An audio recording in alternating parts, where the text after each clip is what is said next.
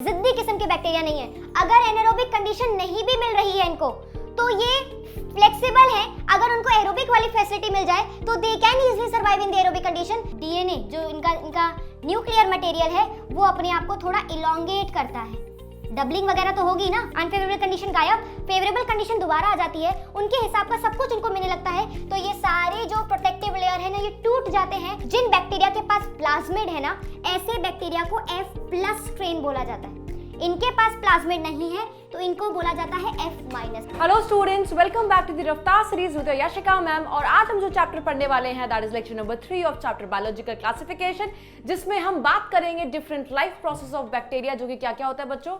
आप देख सकते हो टॉपिक्स टू बी कवर्ड में we gonna talk about nutrition in bacteria, जो ऑटोट्रॉफिक हो सकते हैं, हेटरोट्रॉफिक हो सकते हैं। We gonna talk about respiration कैसा होता है, हम उनकी बात करेंगे, रिप्रोडक्शन कैसा होता है, and definitely we gonna talk about the different types of bacteria.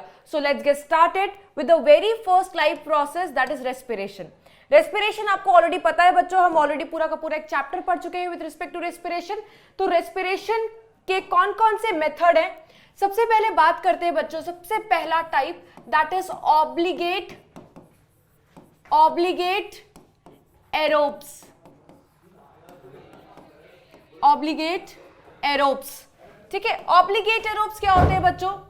Obligate का मतलब क्या होता है? जिद्दी, स्ट्रिक्ट, है ना। तो what do you mean by obligate aerobe? Aerobe का मतलब आपको पता है, एरोब का मतलब क्या होता है बच्चों? ऑक्सीजन प्रेजेंट है। और ऑब्लिगेट का मतलब क्या होता है? स्ट्रिक्ट। मतलब ये ऐसे बैक्टीरिया हैं जो स्ट्रिक्टली एरोबिक होते हैं। अगर एरोबिक कंडीशन ना दी जाए तो वो मर जाएंगे, है ना। तो हम इसको डिफाइन कैसे करेंगे बच्चों? रटना नहीं है, नाम से ही मतलब समझ में आएगा। Bacteria require strict aerobic condition, that means presence of oxygen, that means they cannot survive in the absence of oxygen, or you can say in anaerobic condition। जैसे यार हमने एक पढ़ा था ना, ठीक है, जैसे हम कंडीशन पढ़ते हैं, जैसे नाइट्रोजनेस एक एंजाइम था, वो एंजाइम सिर्फ और सिर्फ कहां पर मिलता था बच्चों? प्रोकैरियोट्स में, बैक्टीरियाज में, है ना। और वो बिल्कुल भी ऑक्सीजन के प्रेजेंस में काम नहीं कर सकता था। तभी तो याद करो एनारोबिक कंडीशन क्रिएट करनी पड़ी थी सेल के अंदर। कैसे? ऑक्सीजन स्कैवेंजर ला करके। ऑक्सीजन स्कैवेंजर कौन था? Leg haemoglobin. तो ये जिद्दी किस्म के, जैसे हम लोग में से कुछ होते हैं ना जिद्दी टाइप के, आज सोच लिया है भैया पिज्जा खाएंगे तो पिज्जा ही खाएंगे, मम्मी जितना भी बढ़िया खाना बना दे हम नहीं खाएंगे। तो ये कुछ उसी टाइप के जिद्दी प्रकार के ऑब्लिगेट एरोबिक बैक्टीरिया हैं, ठीक है। दूसरा क्या है बच्चों? दूसरा हम पढ़ेंगे ऑब्लिगेट एनएरोब। ऑब्लिगेट एनएरोब। ऑब्लिगेट एनएरोब क्या होते हैं बच्चों? ऑब्लिगेट का मतलब स्ट्रिक्ट, और एनएरोबिक का मतलब क्या होता है? Oxygen is absent. Oxygen is absent. और ऑब्लिगेट का मतलब स्ट्रिक्ट, मतलब इनको स्ट्रिक्टली कैसी कंडीशन चाहिए?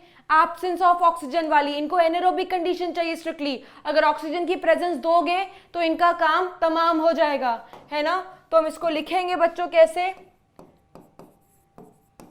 बैक्टीरिया रिक्वायर कैसी कंडीशन? Strict anaerobic condition. ये बिल्कुल भी फ्लेक्सिबल नहीं है, ठीक है। ये मर जाएंगे। They can not survive in presence of oxygen, या कह सकते हो एरोबिक कंडीशन। इसीलिए तो अनुलोम विलोम करो, भर भर के फायदा मिलेगा। क्यों? अगर तुम्हारे शरीर के अंदर है, लंबी सांस खींचोगे, वॉल्यूम ऑफ ऑक्सीजन अंदर जाएगा बहुत ज्यादा मात्रा में, और अंदर के जो कीटाणु हैं, for example if there is obligate anaerobic bacteria, मर जाएंगे। भर के सांस ना भी खींचो, वैसे भी तो इनको थोड़ी बहुत ऑक्सीजन मिले तो भी ये मर जाएंगे बच्चों, ठीक है। तीसरा जो हम पढ़ेंगे, तीसरा type of respiration that is facultative aerobe, और दूसरा एक होता है बच्चों फैकल्टेटिव एनेरोब। इसमें बच्चे बहुत कंफ्यूज होते हैं, बच्चों कंफ्यूज नहीं होना है। क्यों? देखो कैसे याद करोगे, कैसे समझोगे। जो ये नाम है ना, ये है नहीं बिल्कुल वैसे। अगर इसके नाम में एरोब है दैट मीन्स ये एक्चुअली एरोबिक नहीं है। ऐसे रिलेट करना। अगर आपसे पूछा जाए कि फैकल्टेटिव एरोबिक बैक्टीरिया क्या एक्चुअली में एरोबिक होते हैं? नहीं, दे आर एक्चुअली एनएरोबिक। ठीक है, बट ये जिद्दी नहीं है, जिद्दी किस्म के बैक्टीरिया नहीं है। अगर एनएरोबिक कंडीशन नहीं भी मिल रही है इनको, तो ये फ्लेक्सिबल है। अगर उनको एरोबिक वाली फैसिलिटी मिल जाए तो they can easily survive in the aerobic condition. That is why they are said to be facultative aerobic. ठीक है, तो अगर फैकल्टेटिव एरोब वर्ड दिखाई देगा तो समझ जाना जो नाम है ये एक्चुअल में वैसे नहीं है, ये उसके उल्टे है। उल्टा क्या मतलब? ये एक्चुअली एनएरोबिक है, but since they can survive in presence of oxygen. In presence of oxygen का मतलब क्या है? यहां नहीं लिखूंगी तो कंफ्यूजन हो जाएगा। In the presence of oxygen का मतलब क्या है? एरोबिक। एरोबिक कंडीशन में सर्वाइव कर सकते हैं, hence they are called facultative aerobes. तो ये जिद्दी नहीं है, फैसिलिटी जिस हिसाब की मिलेगी उस हिसाब से अपने आप को मैनिपुलेट कर सकते हैं। ठीक है, अब ये तो डेफिनेशन फिर अपने आप बता सकते हो बच्चों। फैकल्टेटिव एनएरोब का मतलब क्या है? अगर इसके नाम में एनएरोब आ रहा है दैट मीन्स ये एक्चुअली एनएरोबिक नहीं है। ये एक्चुअल में कैसे हैं बच्चों? They are actually aerobic. But अगर एरोबिक कंडीशन नहीं है, अगर ऑक्सीजन नहीं है, तो ये एनएरोबिक कंडीशन में भी सर्वाइव कर सकते हैं। That is why they are said to be facultative anaerobe. ठीक है, तो मैं लिखूंगी actually aerobic but can survive in absence of oxygen. Absence of oxygen का मतलब एनएरोबिक कंडीशन। ठीक है, that is why they are called as, hence called facultative anaerobe। अब मैं आपको एक एक कैटेगरी के अंदर एग्जाम्पल नहीं लिखवा रही हूं बच्चों। रीजन बीइंग, जब हम पढ़ेंगे आगे टाइप्स ऑफ बैक्टीरिया तो जहां जहां पर एनसीईआरटी ने जिस बैक्टीरिया के लिए जो टर्म इस्तेमाल किए हैं वहां पर मैं आपको अलग से बता दूंगी। ठीक है, ओके तो हमने कंसेप्ट समझ लिया बच्चों। रेस्पिरेशन में 4 टाइप्स पॉसिबल है, ऑब्लिगेट वाले 2 कंडीशन, एक ऑब्लिगेट एरोब और एक ऑब्लिगेट एनेरोब, और फैकल्टेटिव के 2 कंडीशन, एक फैकल्टेटिव एरोब एक फैकल्टेटिव एनेरोब। तो ये एक पहला लाइफ प्रोसेस था बैक्टीरिया के अंदर जो देखा जाता है। Now will be moving towards the next life process that is reproduction. That is reproduction. Okay. Before taking with the reproduction, let's talk about nutrition in bacteria. Reproduction थोड़ा लंबा topic है. Let's first study what is nutrition in bacteria. Nutrition तो यार आपको बचपन से पढ़ाया जा रहा है कि nutrition में 2 चीज तो आती है. एक आता है ऑटोट्रॉफिक, ठीक है, और एक आता है हेटेरोट्रॉफिक. हेटेरोट्रॉफिक क्या समझते हो ऑटोट्रॉफिक और हेटेरोट्रॉफिक का मतलब? ऑटोट्रॉफिक का मतलब आप ये समझते हो कि जो अपना खाना सिंथेसाइज कर ले, for example plants, they are said to be autotrophic. हम हैं, हम खाना नहीं बना सकते, हमारे पास वैसे एसेंशियल पिगमेंट्स नहीं है, हम लाइट ट्रैप नहीं कर सकते, खाना नहीं बना सकते, हमें बाहर से खाना लेना पड़ता है. They are said to be heterotroph. बिल्कुल सही सोचते हो आप. एक चीज और आपको पता होगा बच्चों कि हम ऑटोट्रॉफ कब बोलते हैं, ठीक है. ऑटोट्रॉफिक, देखो ट्रॉफिक वर्ड जहां पे भी आ जाए, ट्रॉफिक का मतलब क्या होता है? न्यूट्रिशन. ये मैंने आपको पहले भी बताया हुआ है. मैंने आपको 3 वर्ड समझाए थे बच्चों. एक समझाया था ट्रॉपिक, एक समझाया था ट्रॉफिक और एक समझाया था टैक्सेस, ठीक है. ट्रॉपिक क्या होता है बच्चों? Growth movement. याद करो पीजीआर वाला चैप्टर पढ़ा है तो हमने बोला था फोटोट्रॉपिक मूवमेंट शो करते हैं ऑक्सीजन की वजह से प्लांट, मतलब लाइट की तरफ ग्रोथ मूवमेंट शो करते हैं, झुक जाते हैं. तो वो ट्रॉपिक है, उसमें H ऐड कर दो तो वो बन जाता है न्यूट्रिशन। देखो, ऑटोट्रॉफिक न्यूट्रिशन, हेटेरोट्रॉफिक न्यूट्रिशन। और टैक्सिस लोकोमोशन होता है,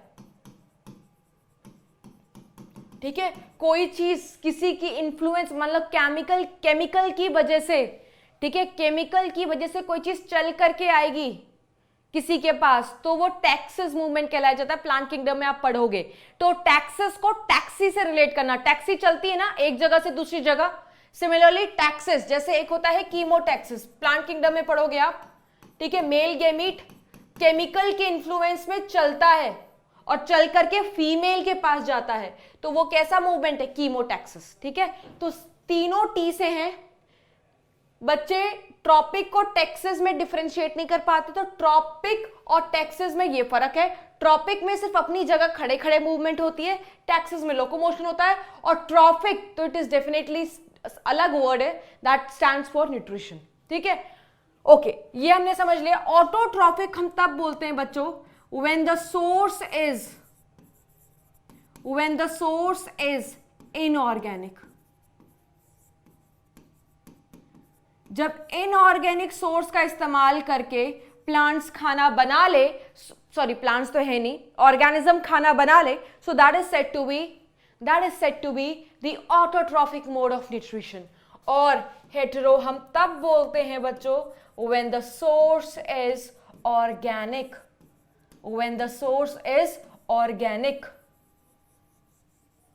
ठीक है। ये तो बेसिक हो गया। अब एक एक करके हम इसको डिटेल में और पढ़ेंगे कि ऑटो और कितने टाइप्स का हो सकता है, हेटेरो और कितने टाइप्स का हो सकता है। अभी तो अपना बेसिक आइडिया बना लो, ऑटो तब बोला जाता है जब इनऑर्गेनिक सोर्स हो, हेटेरो तब बोला जाता है जब ऑर्गेनिक सोर्स हो, ठीक है। ओके, नेक्स्ट है ऑटोट्रॉफ। तो ऑटोट्रॉफ में बच्चों दो कैटेगरी आपको ब्लैक बोर्ड पे दिखाई दे रही है। एक हम बोल रहे हैं फोटो ऑटोट्रॉफ, एक हम बोल रहे हैं कीमोसिंथेटिक ऑटोट्रॉफ। फोटो ऑटोट्रॉफ में वर्ड आ रहा है फोटो। फोटो का मतलब क्या है? लाइट प्रेजेंट है, ठीक है। और लाइट प्रेजेंट होगी तो डेफिनेटली क्या प्रेजेंट होगा?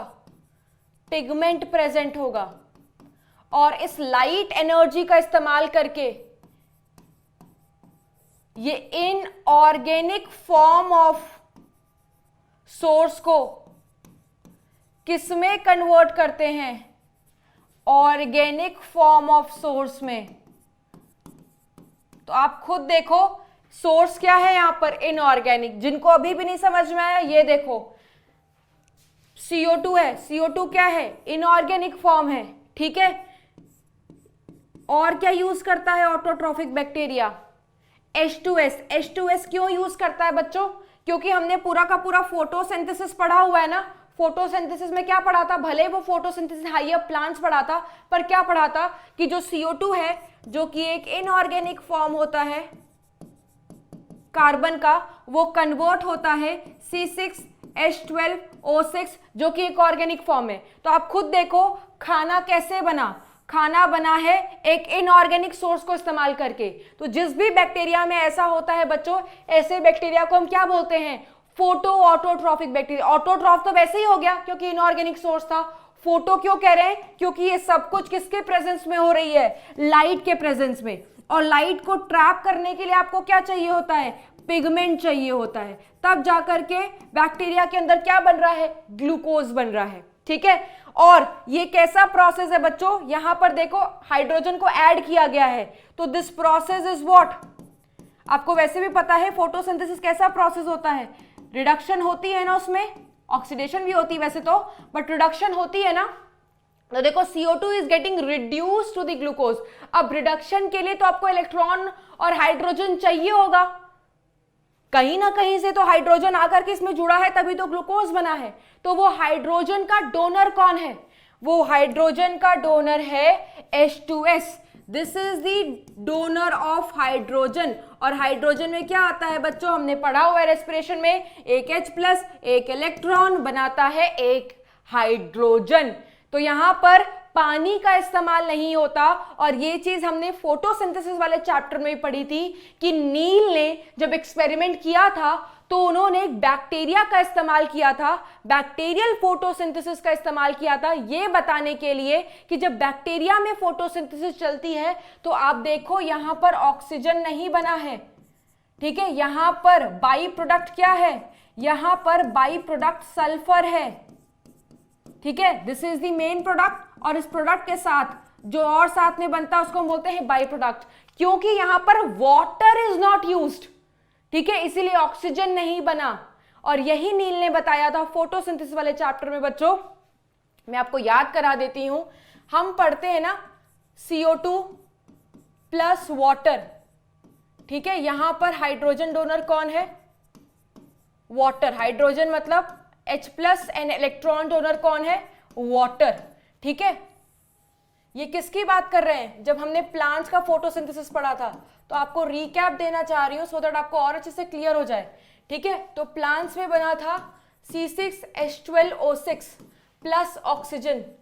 प्लांट्स भी क्या होता है, फोटो ऑटोट्रॉफ होता है। तो ऑटोट्रॉफ क्यों, क्योंकि देखो इनऑर्गेनिक सोर्स का इस्तेमाल है। फोटो क्यों, क्योंकि ये सब कुछ किसके प्रेजेंस में होगी, लाइट और पिगमेंट के प्रेजेंस में होगी, है ना। और साथ ही साथ यहां पर oxygen as a by product मिल रहा है। तो जिस भी फोटोसिंथेसिस में oxygen as a by product मिलता है, ऐसे फोटोसिंथेसिस को क्या बोलते हैं, ऑक्सीजेनिक फोटोसिंथेसिस। यही नील का एक्सपेरिमेंट था, है ना। नील ने जब देखा कि बैक्टीरिया में जब फोटोसिंथेसिस होता है तो ऑक्सीजन निकल ही नहीं रहा, है ना, दैट मीन्स वो ऑक्सीजन पानी से आता होगा। क्योंकि यहां पर ऑक्सीजन नहीं बन रहा है, since oxygen not formed as by product, इस तरीके के फोटोसिंथेसिस को क्या बोलते हैं बच्चों, इस तरीके के फोटोसिंथेसिस को बोलते हैं एन ऑक्सीजेनिक फोटोसिंथेसिस। तो जितने भी बच्चों याद रखना फोटो ऑटोट्रॉफिक बैक्टीरिया होते हैं, वो फोटोसिंथेटिक तो होते हैं, वो फोटोसिंथेटिक तो हैं, खाना वाना सब बना रहे हैं, बट कैसे फोटोसिंथेसिस करते हैं, एन ऑक्सीजेनिक फोटोसिंथेसिस। तो how it is different from plant वाला फोटोसिंथेसिस। प्लांट जब फोटोसिंथेसिस करता है तो ऑक्सीजेनिक वाला करता है, क्योंकि वहां पर water is used as donor. यहां पर water is not used as donor, यहां पर inorganic sulphur source is used.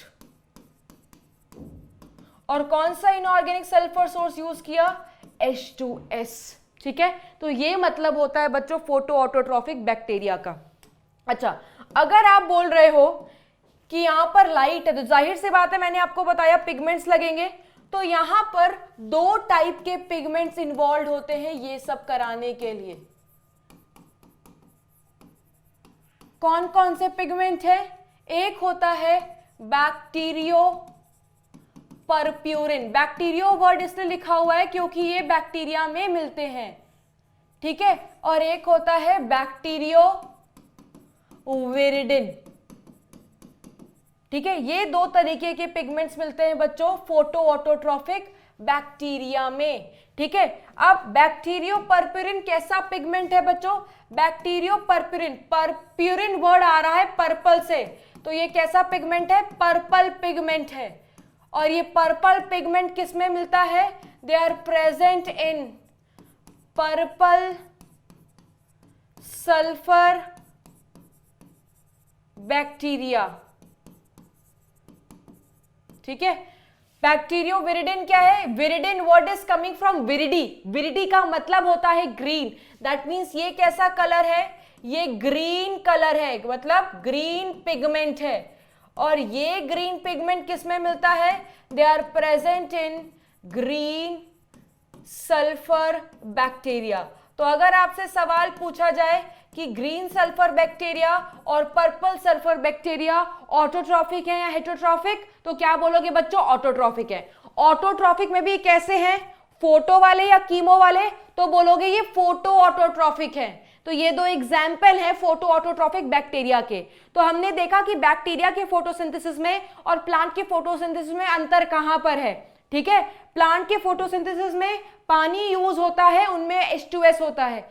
Plant के फोटोसिंथेसिस में ऑक्सीजन निकलता है और बैक्टीरिया में क्या निकलता है, सल्फर निकलता है। बैक्टीरिया में क्या निकलता है बच्चों, सल्फर निकलता है। ठीक है, मैं यहां लिख देती हूं इन बैक्टीरिया वाला भी।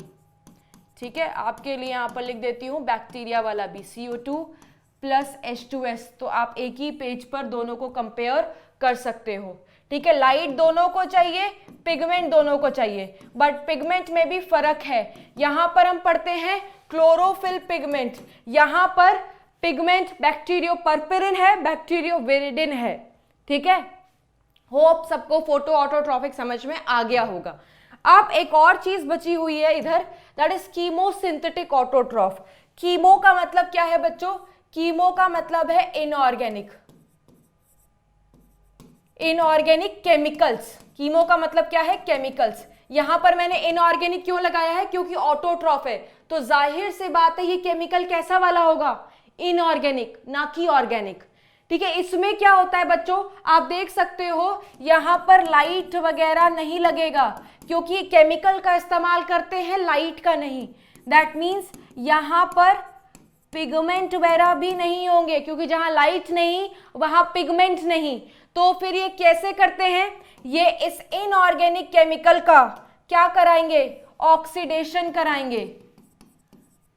क्या कराते हैं, ऑक्सीडेशन। इनके ऑक्सीडेशन से निकलती है एनर्जी, इनके ऑक्सीडेशन से क्या निकलती है, एनर्जी। और फिर ये एनर्जी मतलब ATP, और फिर इस ATP का इस्तेमाल करते हैं खाने के लिए।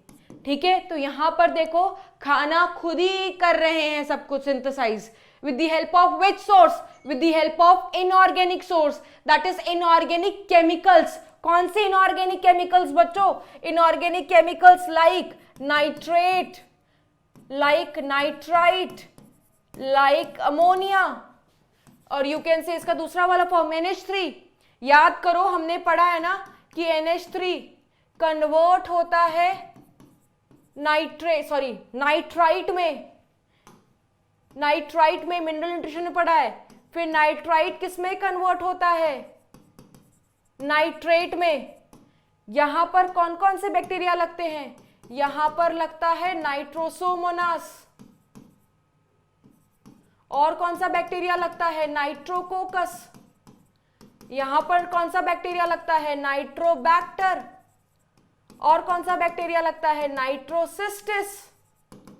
1 2 3 4, ये सारे बैक्टीरिया क्या करा रहे हैं, इन केमिकल्स का ऑक्सीडेशन करा रहे हैं। तो इन केमिकल्स की ऑक्सीडेशन से जो एनर्जी मिल रही है, ये उसी एनर्जी का इस्तेमाल करके अपना न्यूट्रिशन को मीट कर रहे हैं। तो such type of nutrition where they get energy from the oxidation of inorganic chemicals, such type of nutrition is said to be chemosynthetic. तो ये सारे बैक्टीरिया कैसे हैं बच्चों, ये प्रोसेस क्या है, ये प्रोसेस नाइट्रिफिकेशन है।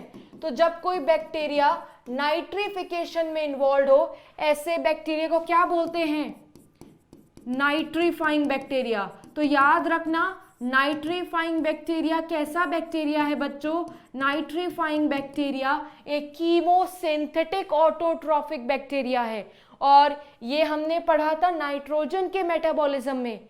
दैट मीन्स ये किस में हेल्प करता है, नाइट्रोजन की साइकिलिंग कराने में। So they help in cycling of nutrients, cycling of nutrients.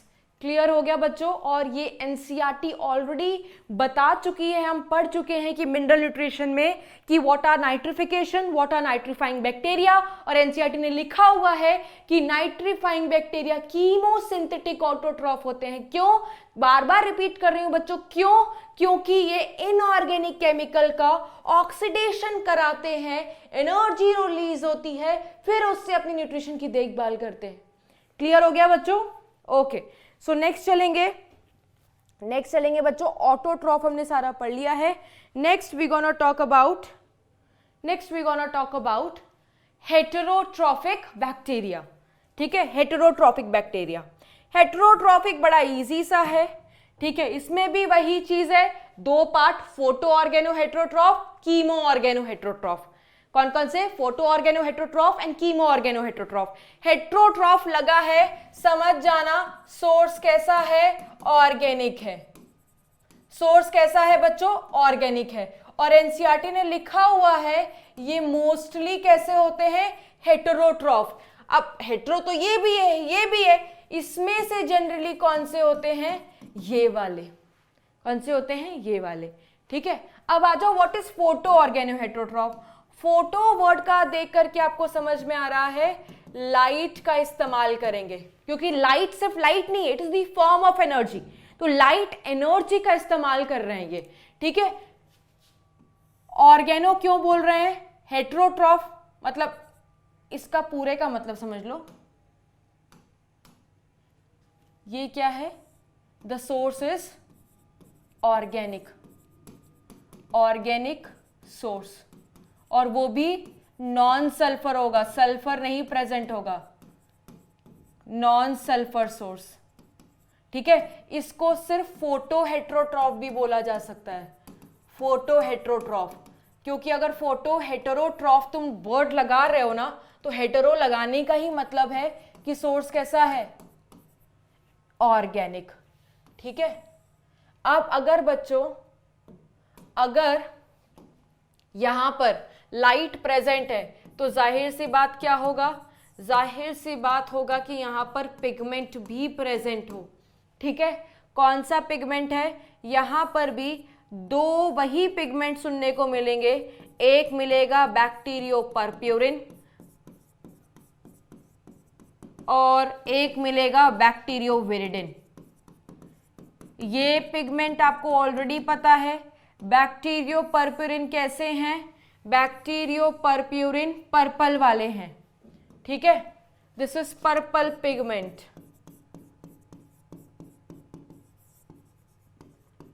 This is green pigment. तो आप सोच रहे हैं मैम फर्क क्या है? फर्क बच्चों ये है कि किस ऑर्गेनिज्म में मिल रहे हैं। अब ये जो मिलते हैं, ये मिलते हैं पर्पल नॉन सल्फर बैक्टीरिया में। नॉन सल्फर क्यों बोला जा रहा है? क्योंकि ये अब सल्फर सोर्स का इस्तेमाल नहीं करते, नॉन सल्फर सोर्स का इस्तेमाल करते हैं। और ये किस में मिलता है? They are present in green non sulphur bacteria, green non sulphur bacteria. बच्चों ये जो ग्रीन सल्फर है, ग्रीन नॉन सल्फर है, ये एक ग्रुप है, इसके अंदर भी बहुत सारे बैक्टीरिया आते हैं, बट आपको इतना डिटेल में करने की जरूरत नहीं है। आप सिर्फ याद करना कि नॉन सल्फर वाले ऑर्गेनिक हेटेरोट्रॉफ वाले हैं, फोटो हेटेरोट्रॉफ वाले हैं, ठीक है। अब मैं बात करती हूँ कीमो ऑर्गेनो हेटेरोट्रॉफ की। कीमो में क्या करते हैं? ये रेडीमेड फूड खाना पसंद करते हैं, है ना। रेडीमेड फूड खाना पसंद करेंगे, जैसे हम भी तो रेडीमेड फूड ही खाते हैं यार, प्लांट खाना बना रहा है, हम उस पर फीड कर सकते हैं, ठीक है। एनिमल्स का यही तो काम है, they are obtaining readymade food, ठीक है। तो ये कैसे अपना नरिशमेंट लेते हैं? From dead and decaying organic matter, जैसे डीकम्पोजर्स जो होते हैं, है ना, जैसे सेप्रोट्रॉफ्स जो होते हैं, सेप्रोट्रॉफ्स यही तो होते हैं। सेप्रोट्रॉफिक क्या होता है? Dead and decaying organic matter पे फीड करना होता है ना। तो जितने भी सेप्रोट्रॉफिक बैक्टीरिया होंगे वो सारे के सारे क्या होंगे? वो सारे के सारे हेटेरोट्रॉफिक होंगे, ठीक है। और कैसे कर सकते हैं? या तो डायरेक्टली रेडीमेड फूड खा लेंगे अपने होस्ट से जहां पर वो रह रहे हैं, जहां पर वो रह रहे हैं, ठीक है। जैसे बच्चों, जैसे एग्जाम्पल्स अभी मैंने आपको बताया कि जो dead and decaying organic matter पे फीड करे, दे आर सैप्रोफिटिक बैक्टीरिया। तो सैप्रोफिटिक बैक्टीरिया किसका पार्ट होगा? हेटेरोट्रॉफिक बैक्टीरिया का। दूसरा पैरासिटिक बैक्टीरिया। अब जो पैरासिटिक बैक्टीरिया होंगे वो एक होस्ट पे एज अ पैरासाइट रह रहे होंगे, तो होस्ट जो खाना बनाएगा वो उस पे फीड कर जाएंगे, तो उन्होंने खुद थोड़ी कुछ किया, वो तो रेडीमेड फूड खा रहे हैं जो होस्ट बना रहा है। और तीसरा है सिम्बायोटिक बैक्टीरिया। कुछ सिम्बायोटिक बैक्टीरिया आप जानते हो बच्चों, क्योंकि आपने मिनरल न्यूट्रिशन वाला चैप्टर पढ़ा हुआ है, तो आपने पढ़ा है राइजोबियम के बारे में, आपने पढ़ा है वहां पर फ्रैंकिया के बारे में, पढ़ा है ना। तो ये जो राइजोबियम है, ये जो फ्रैंकिया है, जब ये सिम्बायोटिक थे तो ये लेग्यूमिनस, जैसे राइजोबियम लेग्यूमिनस प्लांट के अंदर था नाइट्रोजन फिक्स कर रहा था, ठीक है।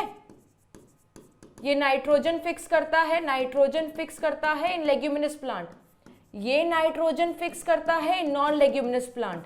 तो जब ये नाइट्रोजन फिक्स कर रहे हैं दूसरे इलाके में रह करके, प्लांट के रूट में रह करके, तो प्लांट तो खाना बना रहा है ना, क्या बना रहा है, ग्लूकोज बना रहा है, ऑर्गेनिक है, ये उसी चीज को इस्तेमाल कर लेंगे, बना बनाया खाने पर फीड कर लेंगे, ठीक है। तो ये सिम्बायोटिक बैक्टीरिया भी कैसे होते हैं बच्चों, सिम्बायोटिक बैक्टीरिया भी हेटेरोट्रॉफिक होते हैं, दे ऑब्टेन रेडीमेड फूड, और रेडीमेड फूड का सोर्स कैसा होता है, organic, that is why they are said to be heterotroph. इसको भी मैं सिर्फ कीमो हेटेरोट्रॉफ बोल सकती हूं, क्योंकि हेटेरोट्रॉफ वर्ड लग गया तो ऑर्गेनो लगाओ जरूरी नहीं है, ठीक है। हेटेरोट्रॉफ क्योंकि ऑर्गेनिक सोर्स है, कीमो क्यों, क्योंकि केमिकल है, ठीक है, क्योंकि केमिकल है, ओके, ठीक है।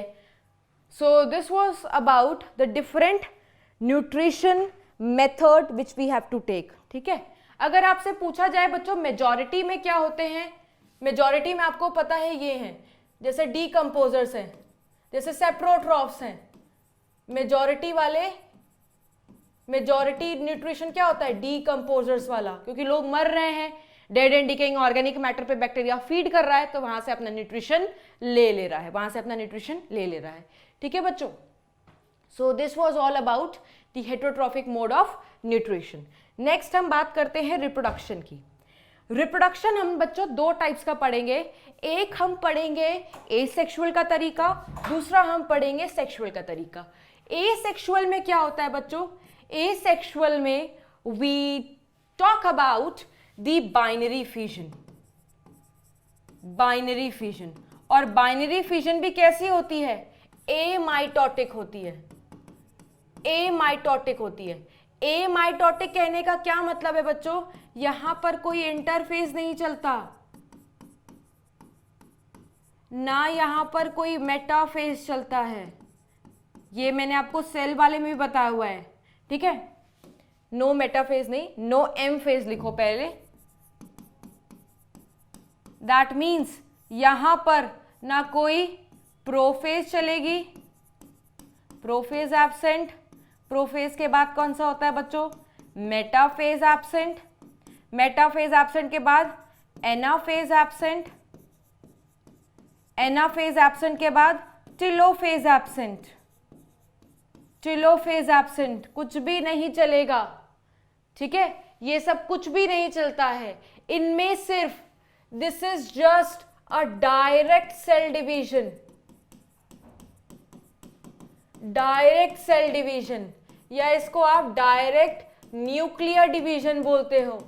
ये कुछ भी नहीं चलेगा फालतू की चीजें जो हम इतनी बड़ी बड़ी पढ़ते हैं, ना यहां पर कोई स्पिंडल फाइबर फॉर्मेशन होती है, नो स्पिंडल फाइबर फॉर्मेशन, और ना ही कोई क्रोमोसोम कंडेंसेशन होती है, नो क्रोमोसोम कंडेंसेशन, इसीलिए इसको डायरेक्ट मेथड बोला गया है रिप्रोडक्शन का, और सबसे कॉमन तरीका है, this is the most common तरीका रिप्रोडक्शन का, most common type of reproduction in bacteria.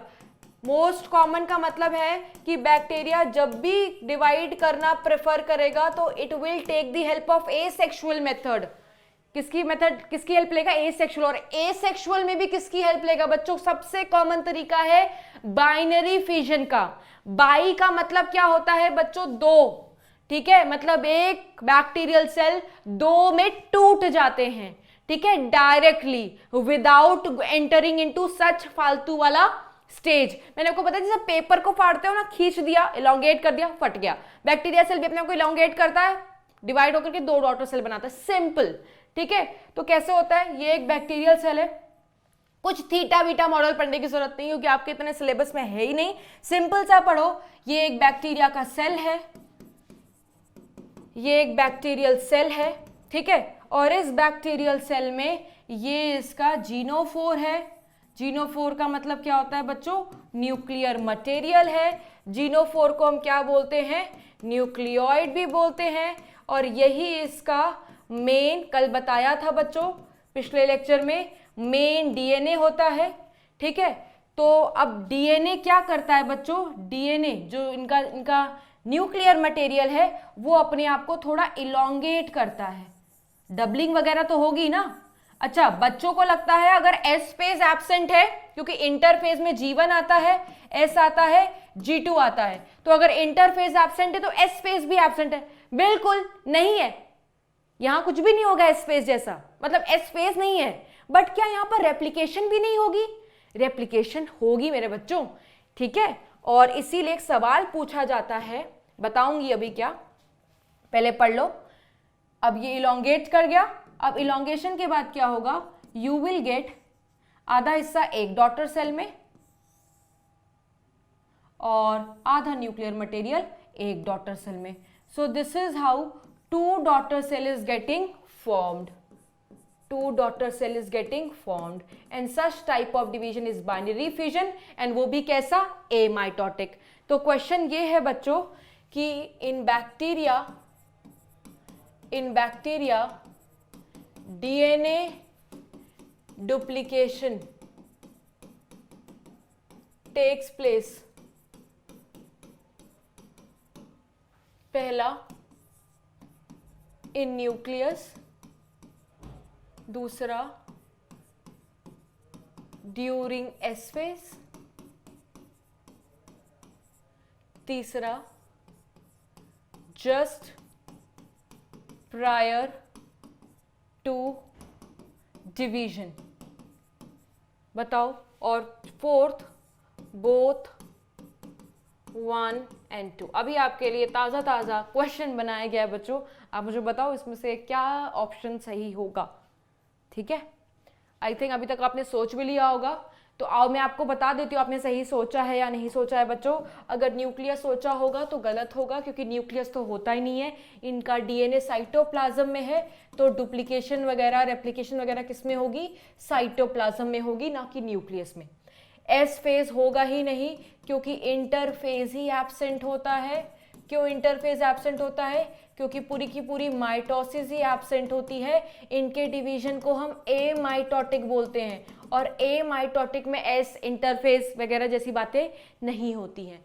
तो बोथ 1 and 2 वाला तो ऑप्शन ही चला गया। ठीक है, डिवीजन से जस्ट पहले, जैसे ही डिवीजन होने लगेगा ना, इनके न्यूक्लियस में जो डीएनए है वो रेप्लिकेट कर चुका होगा, और डिवीजन के जस्ट पहले वो रेप्लिकेट कर चुका होगा, फिर वो अपने आप को डिवाइड कर लेगा, एक थोड़ा डॉटर सेल में चला जाएगा, थोड़ा दूसरे डॉटर सेल में चला जाएगा। ठीक है, इसको हम बोलते हैं बच्चों एमाइटोटिक बाइनरी फिजन। ये क्वेश्चन है, याद रखना। ठीक है, अपने कॉपी में लिख लेना नोट्स बनाते बनाते। ओके, अब हमें ये तो पता ही है बच्चों कि जो डिवीजन होती है वो ड्यूरिंग फेवरेबल कंडीशन ही होगी, ऑब्वियस सी बात है।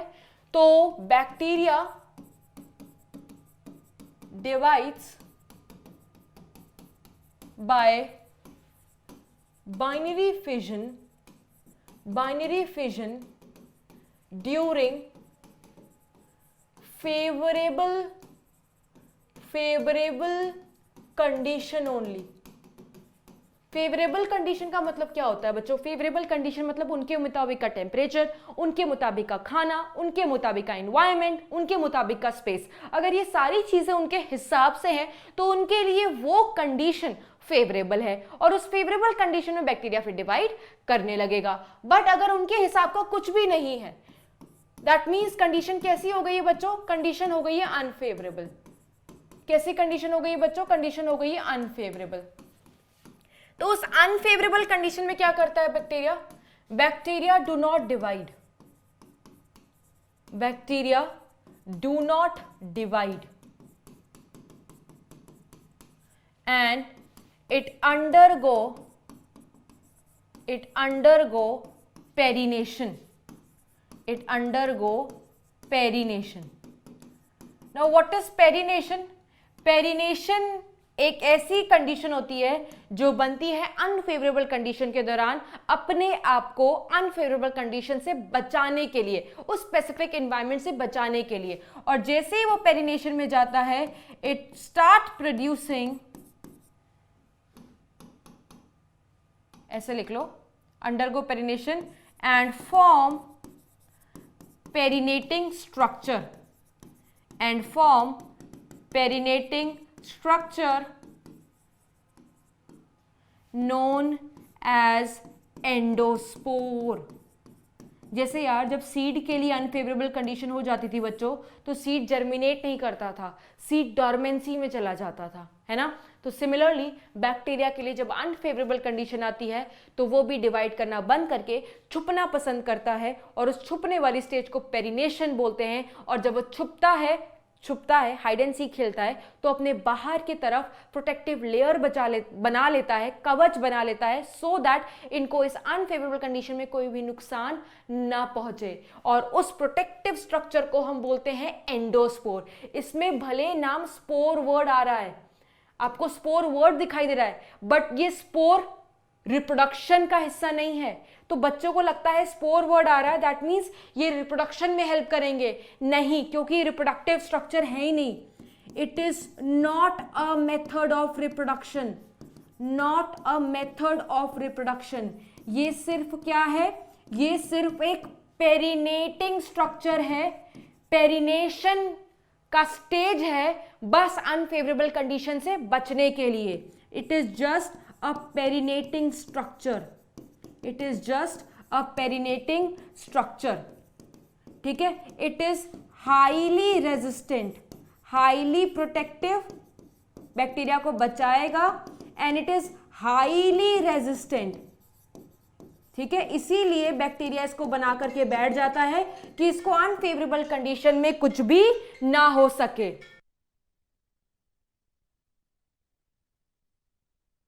ठीक है, अब ये एंडोस्पोर दिखता कैसे है बच्चों, आओ देख लेते हैं। नेक्स्ट पेज पे एक डायग्राम है, you can see that this is the bacterial endospore structure जो बनता है during unfavourable condition, during unfavourable condition. ये देखो इसका क्या है, ये इसका न्यूक्लियोइड है या जीनोफोर है। तो ये इनके पास होता है, एक अपनी इनकी जो प्लाज्मा मेम्ब्रेन की वॉल है, सेल वॉल है, वो तो उनके पास है। बाकी ये जो भी लेयर्स बन रहा है ना, ये एक्स्ट्रा लेयर्स हैं, और तभी बनते हैं जब इनको अपनी कवच बनानी हो, प्रोटेक्ट करना हो अनफेवरेबल कंडीशन से।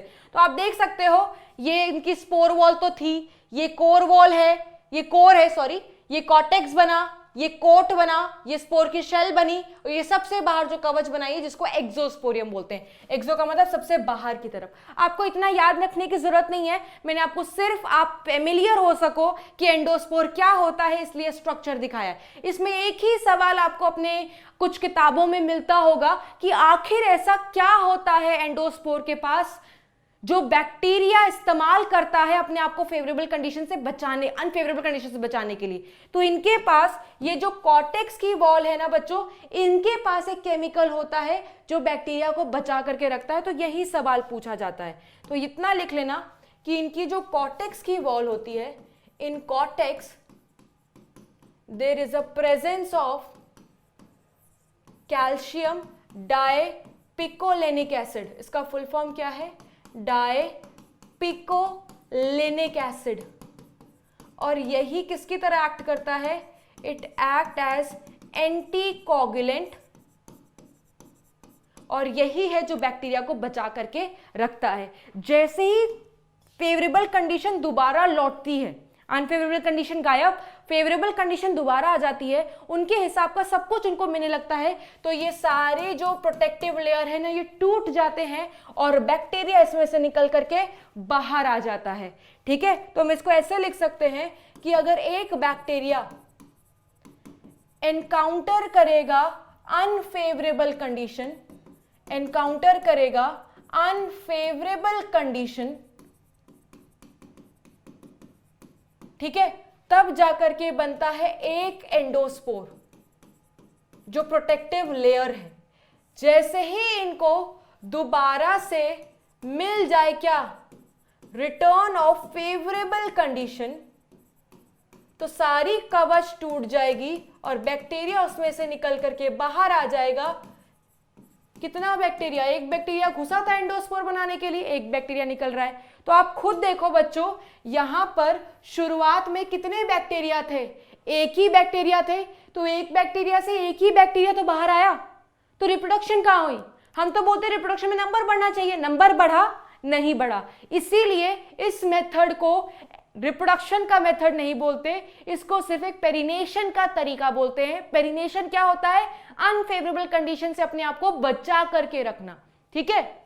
और बच्चों, अगर एंडोस्पोर बन जाता है ना, एंडोस्पोर अगर बन गया है, बैक्टीरिया ने एंडोस्पोर बना दिया है, तो it will not be killed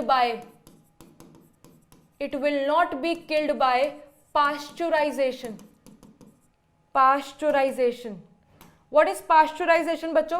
pasteurised milk आते हैं ना टेट्रा पैक वाले, आपको पता होगा, ऐसे ही बिना बॉयल किए भी लोग पी लेते हैं, ठीक है। तो मम्मी वहां से हमें पीने नहीं देती, कहती पहले बॉयल करो टेट्रा पैक वाला दूध फिर पीना, अदरवाइज नहीं तो वो ऑलरेडी पास्चुराइज होता है। पास्चुराइज का मतलब क्या होता है? किसी चीज को 60 से 70 डिग्री सेंटीग्रेड पर सेल्सियस पर हीट करना फॉर अबाउट 30 to 40 मिनट्स, ठीक है। तो उससे क्या होगा, इतने टाइम के लिए आप किसी चीज को हीट करोगे तो अगर उसमें बैक्टीरिया है तो वो मर जाएगा। इस प्रोसेस को हम बोलते हैं पास्चुराइजेशन, ठीक है। तो एंडोस्पोर में कौन छुपा है? बैक्टीरिया। बट वो अगर एंडोस्पोर बना करके बैठा है, बैक्टीरिया इसके अंदर है, तब तुम उस बैक्टीरिया को पास्चुराइजेशन से नहीं मार सकते, ठीक है। एंडोस्पोर पास्चुराइजेशन से नहीं मर सकता, it will be killed by, एक तरीका होता है बच्चों ऑटोक्लेव मशीन होती है, देखा भी होगा तरीका। इसमें मॉइस्ट हीट प्रोवाइड करते हैं जिसका टेम्परेचर अराउंड 120 डिग्री सेंटीग्रेड होता है, तब जाकर के तुम उसको मार सकते हो, अदरवाइज पास्चुराइजेशन से नहीं मार सकते। तभी तो यार जब हमें बैक्टीरियल इन्फेक्शन हो जाता है, ठीक है, तो कहते हैं ना हम टाके लगवा लेते हैं, सॉरी अगर हमें चोट लग गई हम टाके लगवा लेते हैं, तो डॉक्टर नहीं बोलता कि तुम कुछ टाइम के लिए बार बार ड्रेसिंग कराते आते रहना, है ना। वो अपने मजे के लिए नहीं बोलता। चलो कुछ होते हैं जो खाऊ होते हैं, उनको पैसे चाहिए कि बार बार आओगे, बार बार पैसे देने पड़ेंगे, बट कुछ जेन्युइनली इसलिए बोलते हैं क्योंकि अगर गलती से उस टाके पर इन्फेक्शन हो गया, and that too because of bacteria, एक बैक्टीरिया का इन्फेक्शन हो गया उस टाके पर जहां पर स्टिचेस लगी थी, और अगर उसने एंडोस्पोर बना लिया है, तो तुम घर बैठे बैठे नहीं तोड़ पाओगे, है ना। एक डॉक्टर को ही पता है उस इन्फेक्शन को, उस एंडोस्पोर को हटाना कैसे है, because endospore can not be killed by pasteurisation. यार मैंने यहाँ पास्चुराइज मिल्क लिख दिया बात करते करते, यहाँ पर क्या होना चाहिए? पास्चुराइजेशन। ये सिर्फ किससे मर सकता है? ये सिर्फ ऑटोक्लेव से मर सकता है, ठीक है। तो ये है बच्चों एसेक्सुअल रिप्रोडक्शन की कहानी, ठीक है। नेक्स्ट हम किसकी बात करेंगे? नेक्स्ट हम बात करेंगे सेक्सुअल की। बट यहां पर आप देखो मैंने हेडिंग सेक्सुअल रिप्रोडक्शन ना लिख करके सेक्सुअल रिकॉम्बिनेशन लिखा है, जिसको जेनेटिक रिकॉम्बिनेशन भी बोलते हैं। ऐसा क्यों किया है मैंने बच्चों? ऐसा इसलिए किया है because true sexual reproduction absent होती है, ट्रू सेक्सुअल रिप्रोडक्शन एब्सेंट होती है। अब आप सोच रहे होंगे कि क्यों? देखो रीजन, एक रिप्रोडक्शन को सेक्सुअल कहने के लिए, एक रिप्रोडक्शन को सेक्सुअल कहने के लिए बच्चों क्या क्या जरूरी है कि उसमें क्या चले? Meiosis should be present, meiosis should be present, ठीक है। रिप्रोडक्शन टू बी सेक्सुअल, पहला कंडीशन मियोसिस होना चाहिए। दूसरा कंडीशन बच्चों सिंगेमी होना चाहिए, या fertilisation should be present, fertilisation should be present, ठीक है। तीसरा alternation of generation should be present,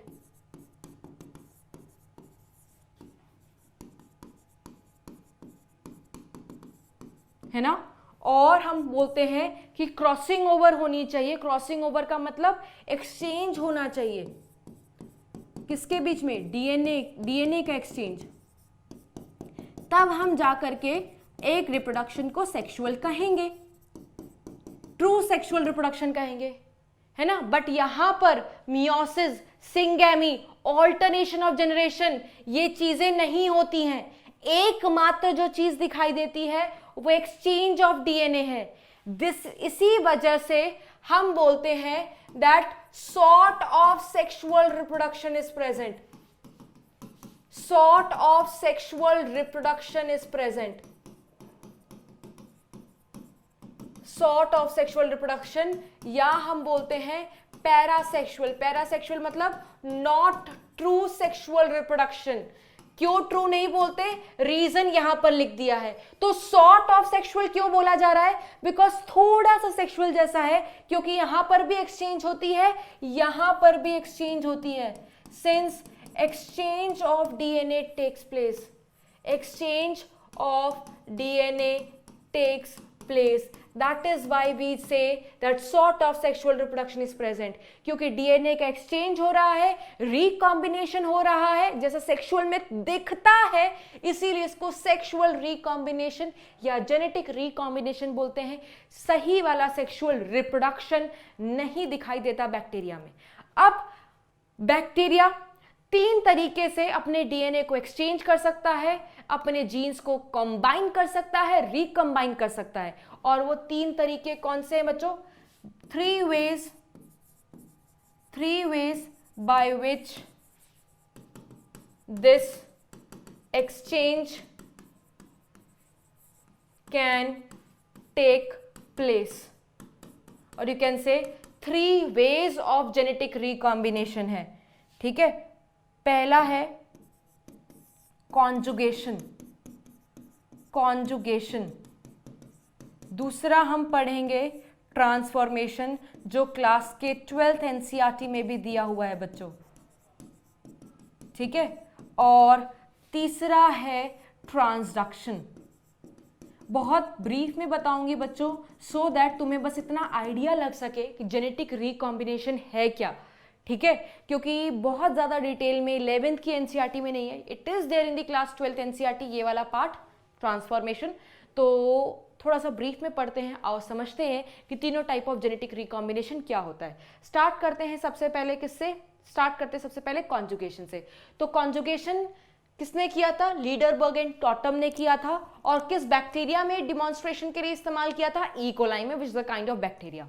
तो ई कोलाई में बच्चों यहां मैंने 2 ई कोलाई के स्ट्रेन बना लिए हैं।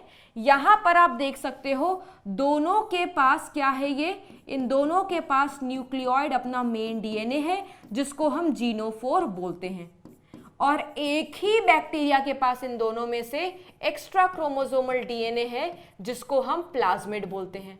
अब याद करो बच्चों, हमने सेल वाले चैप्टर में पढ़ा था, एनसीईआरटी में लिखा हुआ है कि जहां पर प्लाज्मिड होता है वहां पर बैक्टीरिया को एक यूनिक फिनोटिपिक कैरेक्टर मिलता है। और इसके पास क्योंकि प्लाज्मिड है, इसको यूनिक फिनोटिपिक कैरेक्टर मिल रहा है, जो कि है प्रेजेंस ऑफ पिलाए। क्या है? प्रेजेंस ऑफ पिलाए इनके पास मौजूद है। ठीक है, अब पिलाए क्या करेगी? देखो एक चीज सुनो, जिन बैक्टीरिया के पास प्लाज्मिड है ना, ऐसे बैक्टीरिया को F+ स्ट्रेन बोला जाता है। इनके पास प्लाज्मिड नहीं है तो इनको बोला जाता है F-। F+ वाले स्ट्रेन को मेल स्ट्रेन बोलते हैं और F- वाले स्ट्रेन को फीमेल स्ट्रेन बोलते हैं। दैट मीन्स बैक्टीरिया का भी जेंडर होता है। जैसे हमारा जेंडर है ना, हमारे यहां सेक्स डिटर्मिनेशन किस बेसिस पर होता है ह्यूमंस में? Presence of sex chromosome. अगर मेल है तो X और Y होगा, फीमेल है तो XX होता है। इस तरीके के सेक्स डिटर्मिनेशन को क्रोमोसोमल सेक्स डिटर्मिनेशन बोलते हैं। जेंडर किसने डिसाइड किया? सेक्स क्रोमोसोम ने। ये सब क्लास 12th में पढ़ोगे आप जेनेटिक्स में। यहां पर जेंडर किसने डिसाइड किया? प्लाज्मिड है या नहीं है, है ना? प्लाज्मिड है तो मेल बन जाता है, प्लाज्मिड नहीं है तो फीमेल बन जाता है। अब मेल को ना इसको अच्छा नहीं लग रहा कि यार इस बेचारे के पास प्लाज्मिड है नहीं। मेल बड़े दयालु होते हैं, गिफ्ट करने में माहिर होते हैं, तो ये क्या करेगा? अपना थोड़ा सा, क्योंकि प्लाज्मिड होता क्या बच्चों? डीएनए ही तो है, और डीएनए कॉपी बना लेता है बड़े मजे में, रेप्लिकेशन उसकी आदत है, तो वो अपना थोड़ा सा हिस्सा इसको गिफ्ट कर देगा, है ना? अब गिफ्ट करे कैसे? रिप्रोडक्शन का एक तरीका है। अगर सॉर्ट ऑफ रिप्रोडक्शन ही है तो फिजिकल कांटेक्ट होना जरूरी है इसमें, है ना? तो ये दोनों बैक्टीरिया क्या आएंगे? पास पास आएंगे। पास पास आने की वजह से ये देखो यहां पर पिलाए था, तो पिलाए क्या करेगा बच्चों, पिलाए इन दोनों बैक्टीरिया के बीच में कांटेक्ट स्टैब्लिश करेगा। कांटेक्ट कैसे स्टैब्लिश करेगा, कॉन्जुगेशन ट्यूब बना करके। क्योंकि इस फिनोमिना में कॉन्जुगेशन ट्यूब बनता है, इसलिए इस फिनोमिना को कॉन्जुगेशन कहते हैं। क्या कहते हैं बच्चों, कॉन्जुगेशन। और जैसे ही ये पाइप बन गया, जैसे ही कनेक्शन बन गया, ये बैक्टीरिया का ये जो प्लाज्मिड है ये इसकी एक कॉपी बना लेगा, और ये कॉपी कहां चली जाएगी, इस वाले के पास। जैसे ही इसके पास ये कॉपी ऑफ प्लाज्मिड आ गया, इसके पास भी तो प्लाज्मिड आ गया बच्चों। देखो जीनोफोर तो दोनों के पास ही था, कोई डिफरेंस नहीं था। अब F+ वाले ने F- को अपना प्लाज्मिड डोनेट कर दिया। क्योंकि अपना प्लाज्मिड डोनेट कर रहे हैं, इनको डोनर बोला जा रहा है। ये इनका प्लाज्मिड रिसीव कर रहे हैं, तो इनको क्या बोला जाता है, रिसीवर बोला जाता है। और जैसे इनके पास भी प्लाज्मिड पहुंच गया with the help of this conjugation tube बच्चों, तो ये भी इनके पास भी क्या आ जाएगा, पिलाई आ जाएगा। जैसे ही ट्रांसफर सक्सेसफुल हो जाता है, आप देखो कॉन्जुगेशन ट्यूब डिसॉल्व हो गई, और एंड रिजल्ट में आपको क्या देखने को मिल रहा है कि जीनोफोर तो दोनों के पास था, बट अब दोनों के पास प्लाज्मिड भी आ गया है। इन दोनों के पास प्लाज्मिड भी आ गया है, और अगर इनके पास प्लाज्मिड आ गया तो इनके पास पिलाई भी आ जाएगी, है ना। तो अब क्या हुआ बच्चों एंड रिजल्ट में, ये तो पहले से F+ था, क्योंकि अब इसने प्लाज्मिड ले लिया तो ये भी क्या हो गया, F+। तो यहां पर जो पहले फीमेल थी अब वो किस में कन्वर्ट हो गई, मेल में। तो क्या हम सेक्सुअल रिप्रोडक्शन बच्चों ये कहते हैं कि मेल का फीमेल में कन्वर्जन होना इज सेक्सुअल रिप्रोडक्शन? नहीं, इसीलिए इस तरीके को सही सेक्सुअल रिप्रोडक्शन नहीं बोलते हैं। सॉर्ट ऑफ क्यों बोला जा रहा है, क्योंकि दो बैक्टीरिया के बीच में डीएनए का एक्सचेंज हो रहा है, जीन्स का एक्सचेंज हो रहा है। That is why this process is said to be sexual reproduction या जेनेटिक रिकॉम्बिनेशन। और ये सब किसके बदौलत हो पाया, प्लाज्मिड के बदौलत। प्लाज्मिड के बदौलत पिलाई आई, पिलाई ने दोनों को पास पास लाया, कॉन्जुगेशन ट्यूब बनाया, है ना। इसीलिए लीडरबर्ग एंड टॉटम ने यह सोचा कि यार सब कुछ तो प्लाज्मिड की बदौलत है ना। प्लाज्मिड है जो रिप्रोडक्शन करा पाया, और जो रिप्रोडक्शन कर पाता है उसको फर्टाइल बोलते हैं। इसीलिए लीडरबर्ग एंड टॉटम ने इस प्लाज्मिड का नाम रखा F प्लाज्मिड। F प्लाज्मिड क्यों, क्योंकि यही है जिसकी वजह से बैक्टीरिया रिप्रोड्यूस कर पाए, फर्टाइल है। तो F stands for fertility factor, और इसकी वजह से सॉर्ट ऑफ सेक्सुअल रिप्रोडक्शन हुआ पिलाई, क्योंकि पिलाई ना होता तो कॉन्जुगेशन ट्यूब ना बनती, यही तो कराया एक्सचेंज। इसीलिए लीडरबर्ग एंड टॉटम ने इसको सेक्स पिलाई बोला, ठीक है। तो बच्चों ये पूरा प्रोसेस इसलिए बताया गया है सो दैट आपको थोड़ा समझ में आए कि किस तरीके से सेक्सुअल रिकॉम्बिनेशन करते हैं। और इसको हम लिख सकते हैं बच्चों कि जब F+ को हाइमेट किया गया F- के साथ, तो रिजल्टेंट क्या आया, F+, क्योंकि F- कन्वर्ट हो जाते हैं F+ में, ठीक है। तो ये है इक्वेशन। ओके, सो हमने पहला टाइप ऑफ सेक्सुअल रिकॉम्बिनेशन पढ़ लिया है बच्चों, that is conjugation. Now moving on to the next, we gonna talk about that what is the transformation. What is transformation?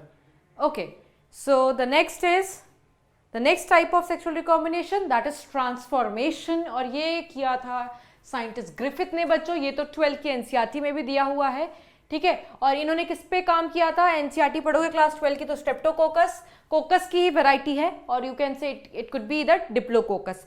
NCERT 12th में तो स्ट्रेप्टोकोकस का एग्जांपल लेकर के लिखा हुआ है बच्चों। 2 स्ट्रेन स्ट्रेप्टोकोकस के थे जिसपे इन्होंने वर्क किया था। एक था एस स्ट्रेन और एक था आर स्ट्रेन। इसमें भी टाइप होते हैं बच्चों, सेकेंड टाइप, थर्ड टाइप, वो क्लास 12 का है तो अभी यहां पर नहीं जा रहे, यहां पर हम बस मतलब समझेंगे what is transformation, R strain and S strain, है ना। आर और एस वर्ड क्यों आया है, S here stands for smooth and R here stands for rough.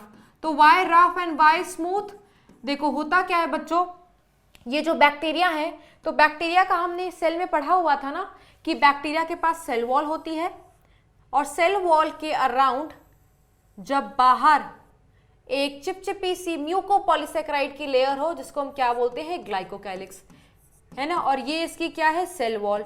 तो जब बच्चों चिपचिपी लेयर प्रेजेंट होगी तो इस टाइप ऑफ बैक्टीरिया की जो कॉलोनीज आती है वो कैसी बन के आती है, स्मूथ। रफ क्यों बोलते हैं, because they have only cell wall, no चिपचिपी वाली लेयर, नो ग्लाइकोकैलिक्स। तो इनकी जो कॉलोनी बनती है वो कैसी बनती है बच्चों, रफ।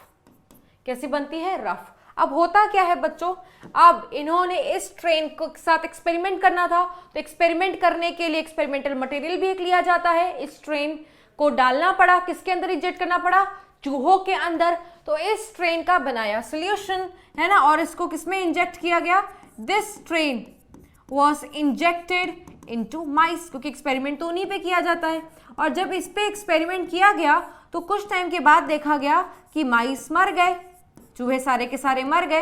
तो चूहे मर गए तो इससे ग्रिफिथ ने ये कंक्लूड किया कि ये वाला जो स्ट्रेन था बैक्टीरिया का वो पैथोजेनिक था, वो चूहों के अंदर गया, उसने डिजीज कॉज की जिसकी वजह से चूहे मर गए।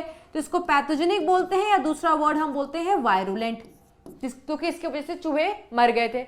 आर स्ट्रेन के साथ भी इन्होंने ये एक्सपेरिमेंट किया, इस बैक्टीरिया को ले जाकर के किसमें इंजेक्ट कर दिया गया, माइस में। माइस को इन्फेक्ट किया गया, इस आर स्ट्रेन से इंजेक्ट किया गया। इंजेक्शन के बाद जब ये वाला बैक्टीरिया चूहों के अंदर गया तो चूहे बड़े मजे में जिंदा थे, उनको कुछ हुआ ही नहीं, जीवित थे। तो ये पता चला कि ये जो बैक्टीरिया है इसने अंदर जाके कुछ नहीं किया, जिसकी वजह से चूहे जिंदा हैं। तो they are said to be, he concluded that this is non pathogenic या नॉन वायरुलेंट, नॉन पैथोजेनिक या नॉन वायरुलेंट। तो ग्रिफिथ ने इनके साथ दो सेट ऑफ एक्सपेरिमेंट किए। पहला set of experiment S strain के साथ किया, दूसरा एक्सपेरिमेंट आर स्ट्रेन के साथ किया। जब पहले इसके साथ किया तो कंक्लूजन ये दिया कि आर स्ट्रेन पैथोजेनिक होता है। जब इनके साथ एक्सपेरिमेंट किया तो देखा कि आर स्ट्रेन नॉन पैथोजेनिक होता है। अब कंक्लूजन तो एक दो एक्सपेरिमेंट से करेंगे नहीं, इन्होंने तीसरा एक्सपेरिमेंट किया। तीसरे एक्सपेरिमेंट में क्या किया बच्चों, एस स्ट्रेन को हीट कर दिया, इस वाले स्ट्रेन को हीट कर दिया, और हीट करने के बाद उसको बोलते हैं हीट किल एस स्ट्रेन। उसके बाद माइस में इंजेक्ट किया, उसके बाद चूहों में इंजेक्शन लगाई, ठीक है। अब उस चूहों को कुछ फर्क पड़ेगा, आप खुद सोचो। हीट किल करने की वजह से होता क्या है बच्चों, ग्लाइकोकैलिक्स की लेयर उतर जाती है। ग्लाइकोकैलिक्स की लेयर है जो उसको पैथोजेनिक नेचर प्रोवाइड कर रही है। हीट किल करने से ग्लाइकोकैलिक्स की जो लेयर है वो उतर गई, पैथोजेनिसिटी उतर गई। दैट मीन्स यहां पर जब उन चूहों के अंदर ये वाले स्ट्रेन जाएंगे तो उन चूहों को कोई फर्क नहीं पड़ेगा, वो क्या होंगे, अलाइव, जिंदा होंगे, कुछ नहीं होगा। अब चौथा एक्सपेरिमेंट क्या किया था बच्चों, इस हीट किल्ड एस स्ट्रेन को लाइव आर स्ट्रेन के साथ, इसको लाइव क्यों लिखा हुआ है बच्चों, क्योंकि इनके हीटिंग वगैरह नहीं की है। हीट किल्ड एस स्ट्रेन को मिक्स किया आर स्ट्रेन के साथ, मिलावट की। अगर मैं इंडिविजुअली लाइव आर स्ट्रेन की बात करूं तो आपने देखा है ये नॉन पैथोजेनिक होते हैं, चूहे नहीं मरते। अगर मैं हीट किल स्ट्रेन की बात करूं तो हमने देखा चूहे नहीं मरते। तो जब मिलाया गया था तो भी चूहों को नहीं मरना चाहिए था, बट ऐसा हुआ नहीं। जब ये मिलावट, ये मिक्सचर माइस के अंदर इंजेक्ट किया गया और ये दोनों जो माइस के अंदर पहुंचे तो ये देखा गया कि जो माइस थे बच्चों, वो सारे के सारे क्या हो गए, मर गए। तो आखिर ऐसा क्या हुआ, क्योंकि इंडिविजुअली तो दोनों ही नॉन पैथोजेनिक थे, दोनों से नहीं मर रहा था। होता क्या है बच्चों, ट्रांसफॉर्मेशन। क्या ट्रांसफॉर्म होता है, देखो समझोगे। ये है for example heat killed S strain, heat killed S strain bacteria, S strain bacteria, और ये एस वाले का डीएनए है। इनको किसके साथ मिक्स किया गया, इनको मिक्स किया गया बच्चों लाइव आर स्ट्रेन के साथ, लाइव आर स्ट्रेन के साथ, और इनके पास अपना आर डीएनए था। हीट किल्ड के पास ग्लाइकोकैलिक्स नहीं है, इनके पास तो पहले से ही नहीं होती थी। इनको जैसे हीट किया था, इनकी ग्लाइकोकाइलिक्स उतर गई थी। जैसे ही दोनों को मिलाते हैं, बैक्टीरिया एस वाले बैक्टीरिया के डीएनए को क्या करता है, एब्जॉर्ब करता है, और एब्जॉर्ब करने की वजह से एस डीएनए यहां पर आ जाता है। जैसे ही एस डीएनए यहां पर आएगा, उसके पास वो सारी जीन है जो अपने आप को एक्सप्रेस करेंगी और वो एंजाइम बने जो ग्लाइकोकाइलिक्स को सिंथेसाइज कर सके। तो आप ये सोच रहे होगे कि एस डीएनए तो यहां पे भी है ना, इसको ये बना लेता ग्लाइकोकाइलिक्स। यहां पर कंडीशन फेवरेबल नहीं थी क्योंकि इनको तो हमने हीट कर दिया था। पर जैसे ही वो डीएनए यहां गया, डीएनए के पास जीन प्रेजेंट है फॉर ग्लाइकोकाइलिक्स सिंथेसिस, जिसकी वजह से ये जीन अपने आप को क्या करेगा, एक्सप्रेस करेगा, एक्सप्रेस करेगा। और एक्सप्रेस करने के बाद व्हाट विल हैपन, ग्लाइकोकाइलिक्स फॉर्मेशन, है ना। तो ये आर स्ट्रेन अपने बाहर ग्लाइकोकाइलिक्स बना लेगा। तो जैसे ही इस आर स्ट्रेन ने अपने बाहर ग्लाइकोकाइलिक्स बना लिया, तो क्या ये आर रहे, नहीं, this live R strain because of absorption of DNA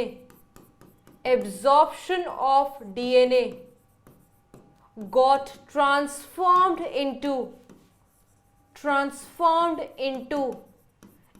S strain, normal S strain, heat killed वाला नहीं, normal S strain.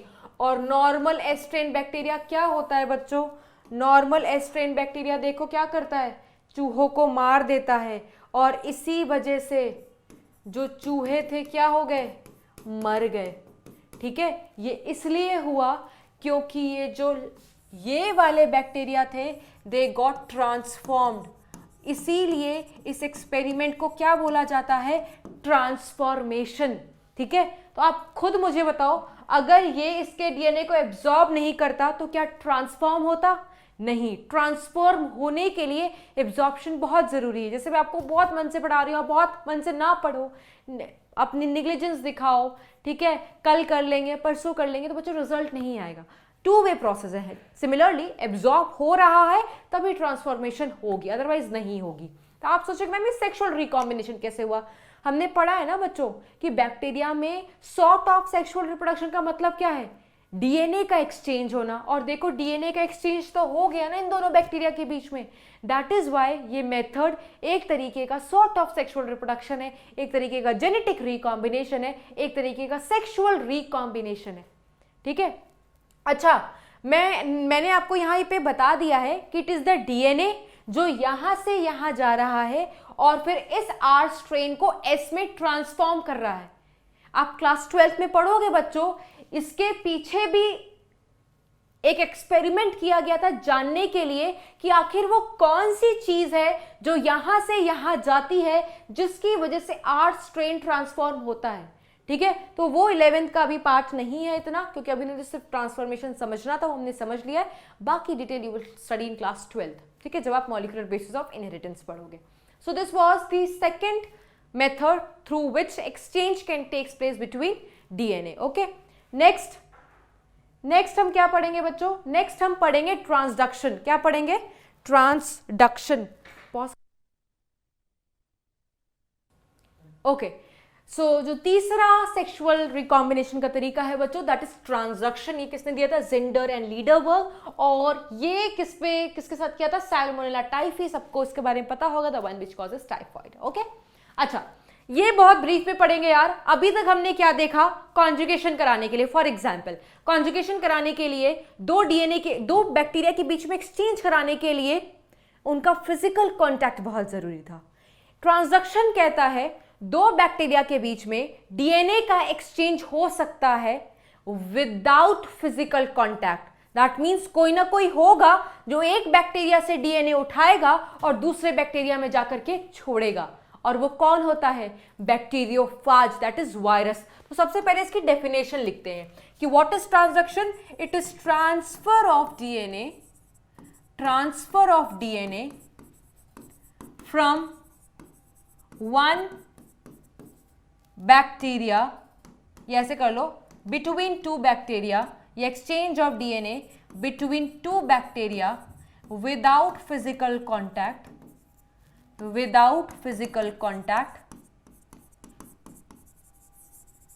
but with the help of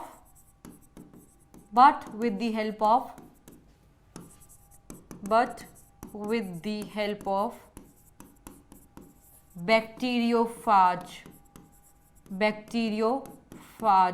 that is virus.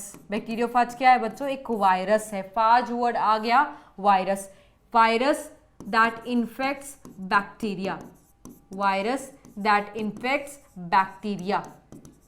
देखने में कैसा होता है बच्चों, ये देखो इसका हेड है, ये इस हेड के अंदर इनका डबल स्ट्रैंडेड डीएनए मौजूद होता है, ये इनकी नेक है और नीचे जाकर के बनाते हैं 6 टेल फाइबर्स, जो दिखने में ऐसा लगता है पैर हैं, बट हमारा पैर चलाने में हेल्प करता है। इनका ये पैर जैसा दिखता है, इसको बोलते टेल फाइबर्स हैं, बट इसका काम इसका काम मोटिलिटी में नहीं है, नो रोल इन मोटिलिटी, क्योंकि वायरस थोड़ी चलते हैं, वायरस तो बाहर नॉन लिविंग ही है, चले फिरेंगे थोड़ी हमारी तरह। तो इनका काम किस में होता है, they are there for the purpose of attachment, bacteria से चिपकने के लिए, बैक्टीरिया पर इंफेक्शन कॉज करने के लिए हैं, ठीक है। तो बैक्टीरियोफाज की मदद से, मतलब बैक्टीरियोफाज एक बैक्टीरिया के घर में जाता है, वहां से उसका डीएनए चुराता है और दूसरे बैक्टीरिया सेल में जाकर के पटक देता है। तो देखो 2 सेल पास पास नहीं आए, बैक्टीरियोफाज ने ही सारा का सारा काम करा दिया और 2 बैक्टीरियल सेल में क्या किया, एक्सचेंज करा दिया, और इस एक्सचेंज को बोलते हैं हम ट्रांसडक्शन, ठीक है। जैसे कोविड वायरस, आप किसी भी एक्सपर्ट से, जैसे कोई एक बंदा आया है वो कोविड-19 से इन्फेक्टेड है, एक शॉप पर गया, ठीक है, एक शॉप पर कोई सामान लिया, अब वहां पर उसने इन्फेक्शन थोड़ा फैला दिया, ठीक है, वो चला गया बंदा, आप जा रहे हो उसी शॉप पर, ठीक है, आप गए वहां से कुछ सामान ले रहे हो, आप उसी चीज को टच कर रहे हो, तो आप देखो आप दोनों फिजिकली कॉन्टैक्ट में नहीं आए, है ना, आप किसी और मीडियम के थ्रू, बट वो इन्फेक्शन आप तक पहुंच गया। तो same goes with transduction, transduction में 2 बैक्टीरियल सेल पास पास नहीं आ रहे हैं। जैसे ये देखो, यहाँ पर एक बैक्टीरियल सेल बनाया है और ये बैक्टीरिया का डीएनए बनाया है, ठीक है, और ये एक बैक्टीरियोफाज बनाया है और ये वायरल, मतलब इस फाज का डीएनए है, वायरस का डीएनए है, ये बैक्टीरिया का डीएनए है।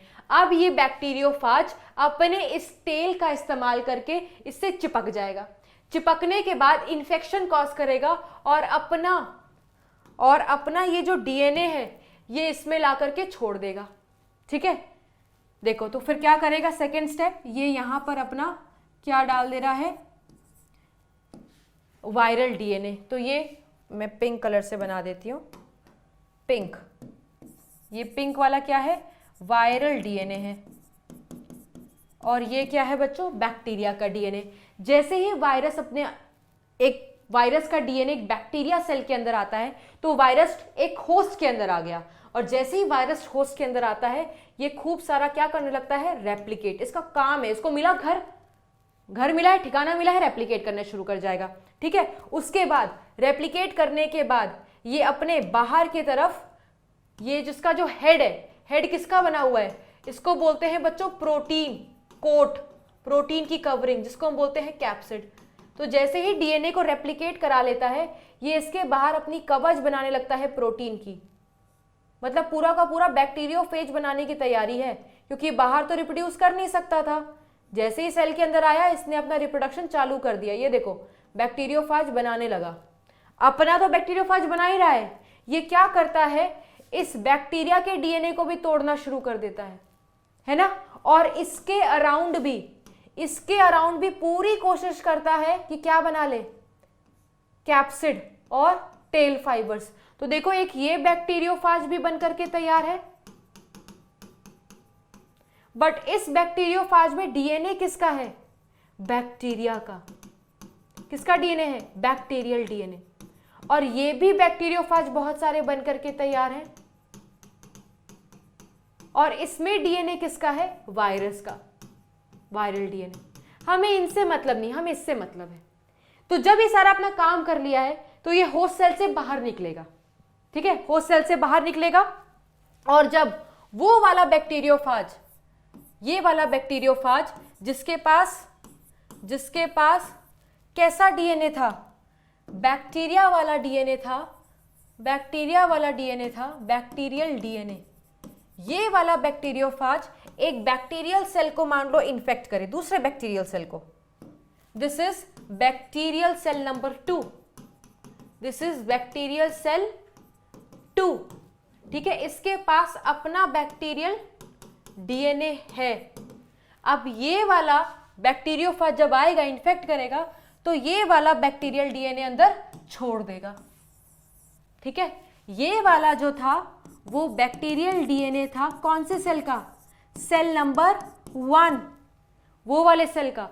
तो देखो ये वाली सेल और ये वाली सेल कभी पास नहीं आई, बट फिर भी दोनों के बीच में डीएनए का एक्सचेंज हो गया। ये उस बैक्टीरिया का था बट फिर भी इसमें आ गया with the help of bacteriophage. Such type of exchange of DNA that takes place between two bacterial cell without any physical contact but with the help of bacteriophage, this is said to be transduction. ठीक है, तो बहुत brief में समझाया है बच्चों। Mainly transformation थोड़ा detail में लिया है बिकॉज ये 12th में भी पढ़ोगे और डिटेल वर्जन में। So yes, this was all for today. आज जो हमने टाइप्स ऑफ बैक्टीरिया पढ़ा बच्चों, वो फोटोसिंथेटिक और नॉन फोटोसिंथेटिक के रिस्पेक्ट में था कि हेट्रो है या ऑटो है। जो डिटेल्ड टाइप्स ऑफ बैक्टीरिया हैं, eubacteria, archaebacteria and cyanobacteria and the mycoplasma, we gonna cover it in the next lecture. Before ending the class, let's do some of the questions कि N-ऑक्सीजेनिक photosynthesis किसका characteristic है। तो N-ऑक्सीजेनिक photosynthesis किसका characteristic है बच्चों? ये तीनों algae हैं और एल्गी प्लांट है। और मैंने आपको बताया बच्चों प्लांट कैसा परफॉर्म करता है? Oxygenic photosynthesis. ऑक्सीजन निकलता है बाई प्रोडक्ट में। और रोडोस्पाइरलम एक बैक्टीरिया है, तो ये कैसा फोटोसिंथेसिस परफॉर्म करेगा? Anoxygenic. कैसा? Anoxygenic. ये भी ग्रीन एल्गी, ये भी ग्रीन एल्गी, ये भी ग्रीन एल्गी, ठीक है। नेक्स्ट है the most abundant prokaryotes helpful to humans in making the curd from milk. ये कौन है बच्चों? लैक्टोबैसिलस।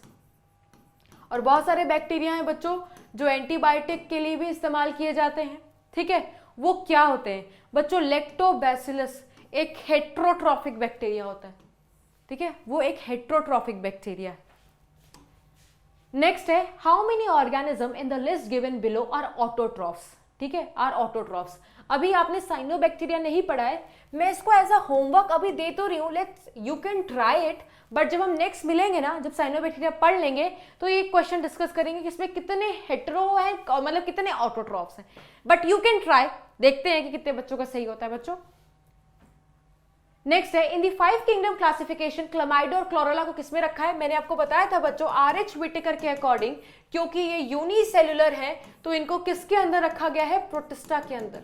अगर ये किंगडम ना पूछा जाए, सीधा सीधा नॉर्मली पूछा जाए एल्गल बायोलॉजी के हिसाब से, तो ये एल्गी है, बट इनके हिसाब से ये क्या है? Protista. Why? The condition is unicellular eukaryotic है, ठीक है। So yes, that's all for this lecture बच्चों। नेक्स्ट लेक्चर में मिलेंगे, तब तक के लिए bye bye and take care everyone.